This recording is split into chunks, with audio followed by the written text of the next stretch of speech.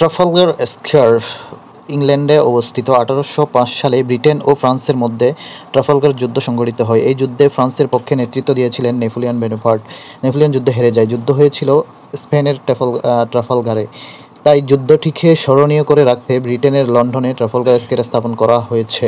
কিছু গুরুত্বপূর্ণ স্কয়ার যেমন তাকসিম স্কয়ার ইস্তাম্বুল তুরস্ক, green square ত্রিপলি Libya, তিয়ানআনমেন square Beijing চীন, democracy square Cambodia, Bangladesh square Liberia, Tahrir square Cairo মিশর।